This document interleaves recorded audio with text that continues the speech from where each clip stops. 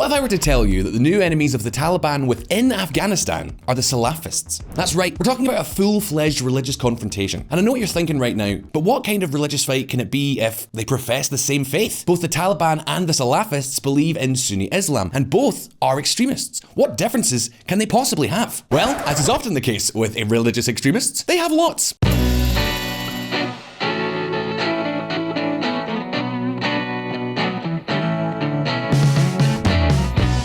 You see, within Islam, there are 4 different schools of jurisprudence. The Taliban follow the Hanafi school, which has nothing to do with the Salafist school. And you will say, so how do they differ? Well, the Taliban allow the interpretation of the sacred text using reason and opinion. And yes, I know that reason and the Taliban seem a bit of a contradiction, but the Salafists are even more radical because they say that the sacred texts cannot be touched, right down to the last comma. Of course, during the war in Afghanistan, the Taliban and the Salafists had certain alliances, especially with that terrorist group of Salafist profession that we all know, Al-Qaeda. However, with the US out of the picture, they have returned to focus on their differences. However, do not think that we are talking about an open war. The reality is that the Salafists are a minority in Afghanistan, in part thanks to Taliban oppression. This does not mean that Afghanistan is a paradise of tolerance. Quite the contrary.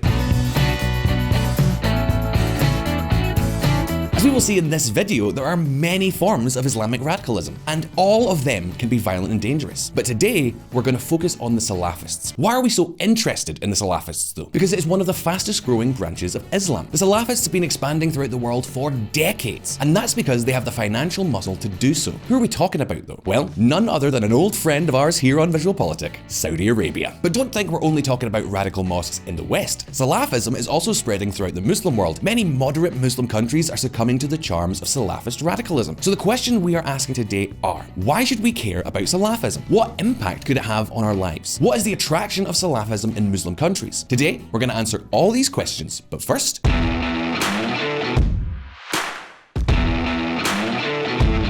before we get into today's story, I want to remind you that if you like VisualPolitik, you can now actively support this project by subscribing to VisualPolitik's Patreon. In addition to allowing the project to go ahead, if you join Patreon, you'll receive our newsletter, the Weekly Snapshot, where we touch on many more topics that we do not have time to cover in video form. In addition, from level 3 and above, you'll receive our exclusive merchandising that will never be for sale. You have all the links in the description. And now, let's take a look at some history. Dr. Salaf and Mr. Jihad. We all associate Salafism with Saudi Arabia. However, Salafism was born in present-day Iraq in the 9th century. The word Salafism comes from Salaf, which is what the scholars of Islam were called after the death of Muhammad. And the Salafists were scholars who argued that the sacred texts cannot be interpreted. They have to be applied to the letter of the law. And you may be wondering, what does Salafism have to do with Saudi Arabia? Well, it all comes from the 18th century, when a cleric by the name of Al-Wahhab converted the most important tribal chief of the area. Only that instead of calling it Salafism, in an act of modesty, he called it Wahhabism, because clearly the last thing he wanted to do was to be famous. The rest is history.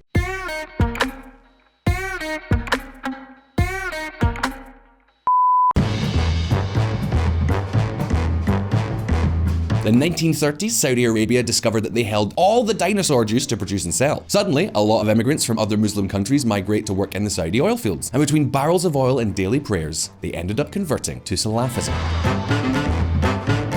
But not only that, what do all the Saudis do with all the money that they make from oil? Well, this is where the big Saudi gap comes in, which we've already told you about here several times on VisualPolitik. The Saudi royal house uses the money to live the high life, buying mansions and luxury cars. Yeah, okay, they uphold certain religious conventions, but they forget the whole part of Salafism that says to be austere and modest. In contrast, we have the true Salafists, the real ones. Those who, no matter how rich they are, will never wear an Armani suit because it goes against their holy texts. These Salafists use their money to spread their word all over the world. And of course, some will ask, what's wrong with one religion expanding? That's normal. And yeah, you're right. The problem is that within Salafism, there are branches that preach violence. Yes, VisualPolitik fans, we are talking about jihadism.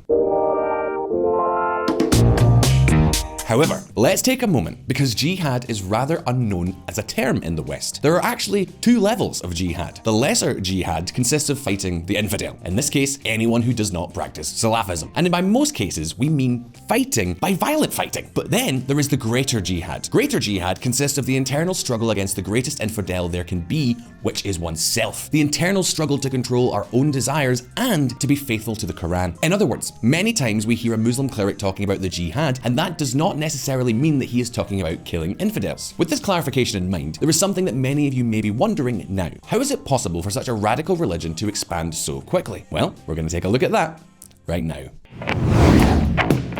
The expansion of Salafism, evil version. It's no surprise that religion is used as a political weapon. It has been done throughout history. So when all of North Africa became independent from their European colonizers, the Salafists thought they had a growth opportunity. And you will say, so did it work out well? Well, the answer is actually no, not at all. It went badly.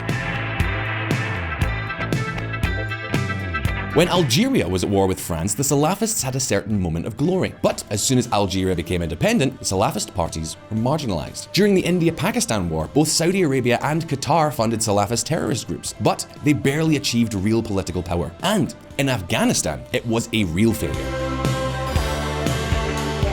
First, the communists stopped any religious movement. Then the Taliban stopped the Salafists. During the latest Afghan war, the Salafists had achieved a certain presence. In this case, their main supporter was the Islamic State in Khorasan province. But as soon as the Taliban seized all power, the Salafists were the first victims. Check this out.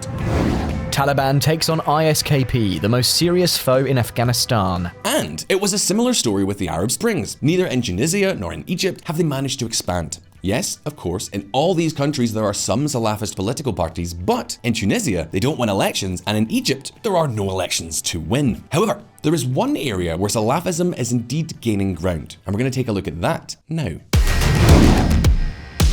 How to spread a religion. Okay, it has become clear to us that the Saudi regime wants to spread Salafism. The question is, why not rein in their Saudi royal house? After all, the United States has more than enough tools to put pressure on them. But here comes the big plot twist in this story. Is it really the Saudi regime that is funding the Salafist mosques?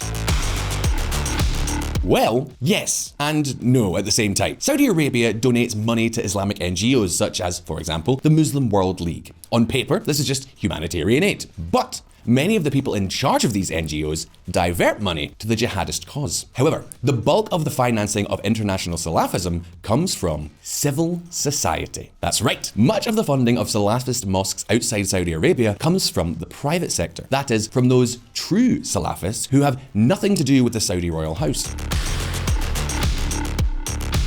We're talking about bankers, real estate entrepreneurs, and civil servants with very high salaries. Instead of using their money to buy mansions in the Mediterranean, they use it to build mosques in Chechnya. And you will say, surely they're in cahoots with the Saudi regime, right? Well, the truth is that they are not. As we said at the beginning, the true Salafists hate the Saudi royal house. They consider them to have sold out for the comforts of the infidels. And I'll give you an illustration of this. At the political level, Saudi Arabia and Qatar are at each other's throats. This is VisualPolitik 101. However, the true Salafists do not understand borders. Both Qataris and Saudis go hand in hand when it comes to building mosques. Religion is far above the interests of the various royal houses. Mind you, the Saudi royal house has done virtually nothing to prevent these moves, but that is another story. By now, you're probably anxious to know where Salafism has managed to succeed. Well, pack your bags, because we are going to Chechnya.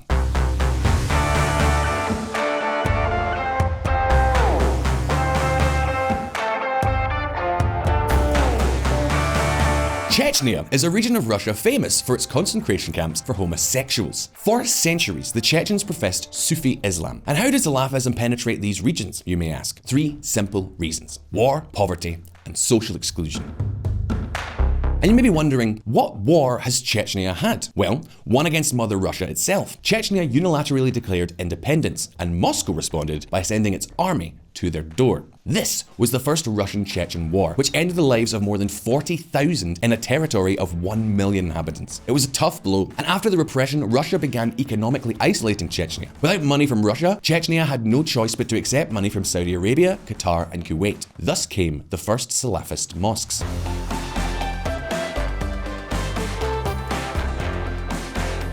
Think about it. We are not just talking about a mosque where you go to pray. We are talking about schools where children are educated for free or for ridiculously low prices. Between a math lesson and a geography lesson, they threw in a bit of Salafism. That is to say, Salafism is more than a religion. It also offers some social benefits. This is especially attractive in war-torn places. And all of this explains why, years later, when the second Russian-Chechen war broke out, the Salafists ended up establishing the Caucasus Emirate. This emirate eventually dissolved after the money from international jihadism all went to the Islamic State. Even many Chechens ended up leaving for Syria. However, now Salafism is at a low ebb. Why? Well, thanks to our good friend Putin and his even better friend Razdan Kadyrov, who we have talked about previously on VisualPolitik. Kadyrov is a warlord who rules Chechnya with Putin's support. Basically, Putin once told Kadyrov, "You do whatever nonsense you want inside your territory, but I don't want to see a single terrorist in the rest of Russia." And Kadyrov has taken that to heart. In fact, he has a message for all Chechens who have gone to the Islamic State. لو ظهر هؤلاء الشياطين في روسيا فسأقود بنفسي عملية القضاء عليهم. Seems like a fun guy, right? I'll give you a piece of advice. If Kadyrov says that he will personally take care of your annihilation, listen to him. This man's story is one to shudder at. Of course, Chechnya is still an extremely poor place and some areas have kept their mosques, but it's not clear for how long. However, Chechnya is not the only territory where Salafism has spread. Where else would you imagine it has been successful? As many of you may have guessed, it's in Central Asia. That is in the stands. More specifically, Tajikistan and Kyrgyzstan. In these two countries, almost 30% of the population are supporters of Salafism. That's more than 4.5 million people. Are they all violent? No, they're not. The Islamic movement of Uzbekistan does practice the lesser jihad, but mainly Salafism in this area has a name, an unpronounceable name, by the way. Hizb ut-Tahrir. We are talking about a political party that was born in the 90s. And why do they have so many supporters? Mainly for one reason, their discourse against corruption. That's right. The Salafists seem to be enough on the outside for their anti-corruption rhetoric to be taken seriously. From that starting point, the rest of the religious discourse is much better received. But now, the question you're all asking yourselves is, unless you are Razdan Kadyrov, is it necessary to fight the spread of Salafism? To what extent is this a real problem? Fighting terror or fighting beliefs? The world has indeed united against jihadist Salafism. That is to say, against terrorists. To give you an idea of the magnitude of the problem, just look at the data. Between 2002 and 2014, the main jihadist Salafist groups, that is the Islamic State, its affiliate in Nigeria, Boko Haram, and Al-Qaeda, took just over 54,000 lives. Almost all of these victims were not from Western countries, but from the Muslim world itself. And how is this possible, you may ask? Well, because as we said before, for a jihadist Salafist, an infidel is anyone who is not a Salafist, and that includes other Muslims. The same is true in the West. I don't need to remind you of the long list of attacks we have suffered throughout Europe. And yes, all over Europe we have a lot of radical mosques. Check this out. Brussels, Great Mosque and ties with Salafism. Brussels' largest mosque is bankrolled by Saudi Arabia, a Salafist regime. Mosque leaders have disassociated themselves from terrorism, but are not revealing anything. And this is what is happening in Belgium. Do you know what the French have done? Their security forces have infiltrated the offices of mosques and discovered how many clerics use radical rhetoric. In fact, between 2012 and 2015, they expelled 52 clerics from the country for this reason.